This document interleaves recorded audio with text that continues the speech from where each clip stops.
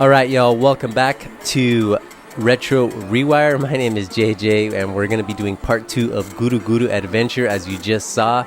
The first part was all about the modern stuff. Here, we're going to take a look and focus more on the retro goods.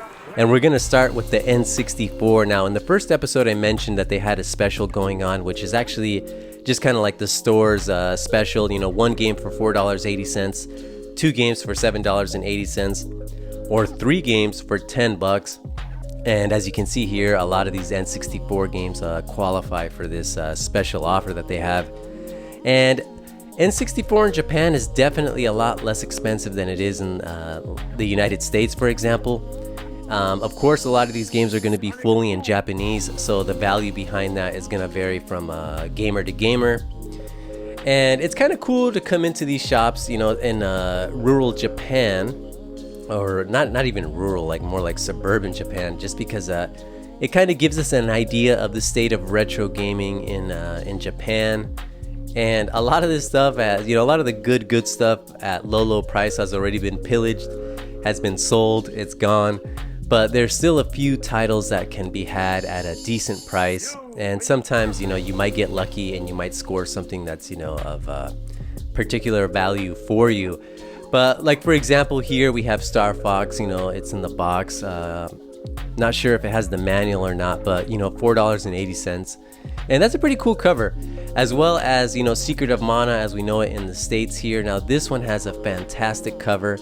And, you know, for some of us, it's just more about not necessarily playing it, but just getting it up displayed in our game rooms or whatnot. But freaking awesome cover. And I actually ended up picking up this game, but I ended up getting it on the Nintendo Switch as a part of the collection because that's something that I do want to play. And then of course we have Super Donkey Kong here, as well as the vanilla version of Street Fighter 2 for $7.80. Now I ended up picking up that game at a hard off, just in the loose cart for about 90 cents. And then we have a fairly good condition Chrono Trigger there. But here we have the boxed N64 games. A lot of cool stuff here. And for the most part, I think a lot of the N64 stuff is still widely available. You know, stuff like Resident Evil 2 is a little bit more higher priced, but if you look hard enough, you might be able to find it for, you know, $30-50 in varying conditions and whatnot. But definitely a cool system. Good old N64. But anyhow, let's go ahead and take a look at some more Super Famicom games. We're going to do some loose carts here. And they had about 3 aisles of this stuff, you know. Definitely quite a bit. Maybe 2 or 3 aisles, something like that. But a lot of good stuff. And the harder, you know, the more you dig, the more you're going to find. And of course, a lot of these prices, for me personally, some of these are you know, priced fairly well. And, you know, if you're going to be going game hunting, sometimes you'll save money just by going to one location as opposed to paying for gas or transportation and whatnot, time. And so I would say like a lot of this stuff is priced competitively with you know, in regard to it all. But for example, here we have let's take a closer look at this Tiny Toons. This is a pretty cool game, and it's only $4.80. It's definitely a part of the deal. But I definitely enjoy this one, as well as this Prince of Persia. Now this is $27, but freaking awesome cover. And then Adventure Island for $7.80, and Ghouls and Ghosts for about $14.60. Now that's just a rough translation of the prices. Of course, depending on what your native currency, I guess, is, you might be paying a little less, a little bit more, But anyhow, let's keep it moving. Let's take a look at more of these Super Famicom games. We got Tales of Fantasia for $17.80, another copy of X3 for $9.80, and then King of Monsters. But a lot of good stuff here. Super Famicom, freaking love this system.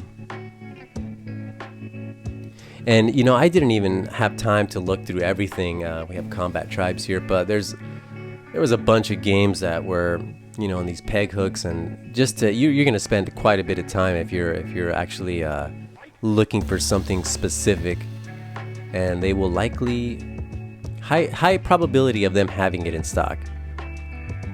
And then here we have Famicom. Now this is a system that not really my cup of tea, although there are a few masterpiece games on this system. But as far as collecting and playing, definitely have limited space, especially living out in Japan, and this is one that I probably will be skipping out on. But nonetheless, I want to show it to all of you because there might be a few of you that are watching that are definitely into Famicom. And yeah, a lot of interesting little games, especially this. Not sure what this is. The Adventures of Saturn, maybe the cat. I don't know what this is, but that's kind of funky. And these disc system games, you know, back in the day, from my understanding, Nintendo had these kiosks where you can bring your game and you could override it with another game for a small or a reduced price. So sometimes you don't know what you're getting with these games. And then of course Game Boy. Currently playing Super Mario Land 3 Wario Land on my Game Boy Color. Freaking awesome game. And it is an awesome system. But they had quite a bit of stuff, and I kind of like it when they have everything just kind of merchandised in a sloppy way there, because you know, I like to dig for stuff here. And of course Sonic Adventure 2 and a couple of Wonder Swan games there, and then Rockman World 2 for $19.80. And they had a small section of GameCube titles, but some of these games are, you know, pretty well known, and I would have to say that not the best selection of GameCube games, but definitely far from the worst. And of course the Biohazard games. I'm almost done collecting them all for the Cube.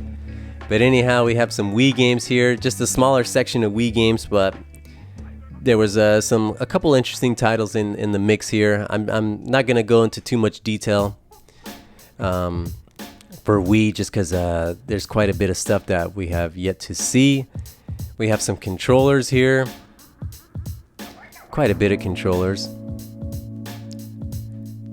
My goodness, quite a bit. But there's two in particular that I'll take a closer look. You will take a closer look at. We have this generic one here. I'm not sure what this is for, but kind of funky there.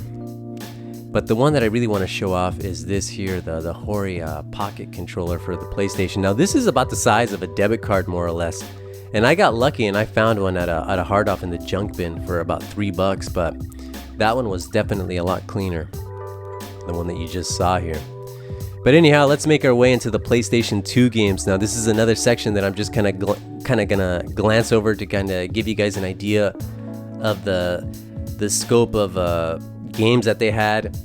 You know, Metal Slug 4 there for $14.80, but with the PS2 they did have some pretty cool games, and the one that I ended up purchasing was Sega Rally 2006 bundled with Sega Rally 95, and I've been looking for that game for quite some time.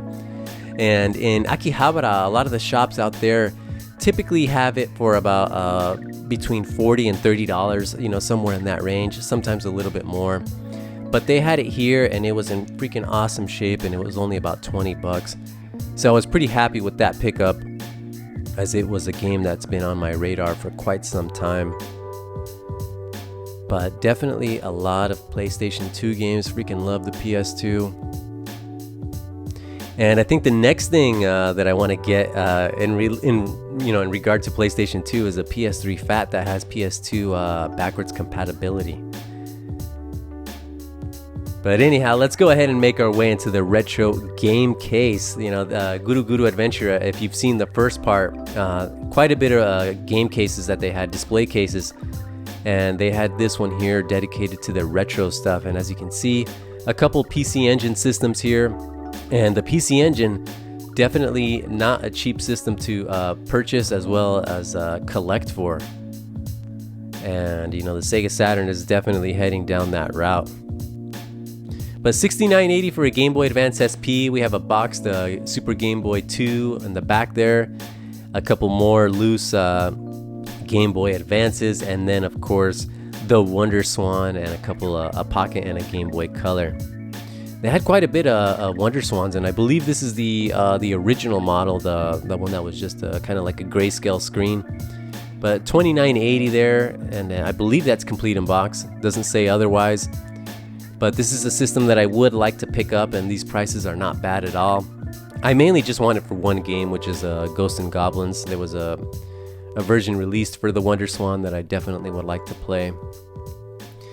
And then we have a few Sega Saturn controllers for about 25 bucks more or less. And then a bundle pack of Biohazard goodness for $19.80. And then a few more Sega Saturn controllers complete in the box. So if you're a collector, there you go, if that's the way you want it. And then we have another Super Game Boy for $37.80. Now the Super Game Boy 2 improves upon the original one, especially with the timing. And then we have this Optec AI Commander Pro. I'm not sure what that's about, but kind of a funky controller. But anyhow, let's go ahead and check out some games. 98 bucks for that Battletoads on Super Famicom. But $22.80 for Super Castlevania 4. A couple of box games in the back. Interesting selection. There was a handful of titles that I was interested in, like this Castlevania on the disc system. Now I would like to pick that up one day, just for my collection and displaying purposes. As I mentioned before, the Super Famicom or the Famicom is not really a system that I want to be getting too much into, just due to space and time, really. And then we have a couple Pokemon games. And that Goemon for the PS1, Goemon. A couple of Game Boy Color, Game Boy Advance. But yeah, kind of a... I'm not sure what that Legend of Zelda is. Oracle of Ages or Seasons, one of the two. Or it could be something else entirely, I don't know. But anyhow, we're just gonna make our way back to get a closer look at some of these titles. And then up above, we had some Sailor Moon goodness. I think some of these are beat 'em ups and fighters. And then of course, a couple of shooters there. We have R-Type now. R-Type is back in vogue. R-Type Final 2. I just did an unboxing video of that, so if you haven't checked that out, definitely do so if you're interested. And I think out of all the Super Famicom games in the case, this Sonic Blast Man was the one that really stood out. I used to play this quite a bit back when Super Nintendo was current gen. Freaking awesome beat 'em up. And then we have Marvel Superheroes vs. Street Fighter for 98 bucks. And you know, these games are only going to get more expensive whether you're in Akiba, online, or out in the less urban areas of Japan. But Sega Saturn is going the way of the PC Engine. You know, prices are going to be climbing. Then we have, I'm not sure what this is, a little Tengu character, but it is a Taito game, so it could be like an arcade port of something. But then we have Battletoads for the Sega Mega Drive for 348 bucks. Wow.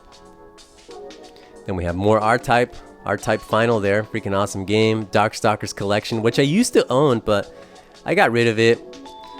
You know, I picked up the digital version off a PlayStation Network for the PS3, and I think I'm good with that, as well as my Sega Saturn titles. But anyhow, that was the display case. We're going to take a look at some 32-bit consoles here, the PlayStation 1 and the Sega Saturn. And we're just going to kind of skim this over. Now, this isn't 4K, so you can definitely feel free to pause if you want to take a closer look at some of the spines there. We got Street Fighter 02, which is a part of the deal that they have going on. And then the Samurai Showdown RPG, which unfortunately wasn't released as a part of the collection on the Switch. Then we have Kilik the Blood. This is an early game for 32-bit consoles. Never played it myself, but kind of interesting looking game. And then Initial D, and then just the remaining section of PlayStation 1. We're going to make our way into the Sega Saturn games, and unfortunately I ended up losing some of the footage for the Sega Saturn games, but I will show you what I have. We had Lunacy at the very, very bottom there, which I've never played, which is The North American copy is definitely super expensive. We'll take a look at a few of the games here. We have Sonic Jam. This is a freaking awesome game. And then Street Fighter 02, which is slightly more expensive, for the Sega Saturn. And then X-Men Children of the Atom. Now this is another game that I want to pick up. Being the sucker that I am, I got to get it with the spine card. But definitely a cool game. Now it runs at half the frame rate as the arcade game, but still nonetheless, freaking awesome game. And we're coming to the end of the Sega Saturn games here. We have Sonic R, which is with its awesome soundtrack. If you haven't listened to the soundtrack, definitely look it up. Pretty funky. And then we'll take a look at some Dreamcast games. But this is pretty much we're getting towards the end of the video here. Just wanted to show you guys a glimpse of what the Guruguru Adventure offers for retro. Now this is a store that is found throughout Japan. It's not as big as a hard off, but you can still find it. And some of them tend to have some pretty good deals. But anyhow, my name is JJ. Please like, share, comment, and subscribe. I'll hope to upload another store tour video very, very soon. And until then, take care, and we'll see you all soon. Ciao.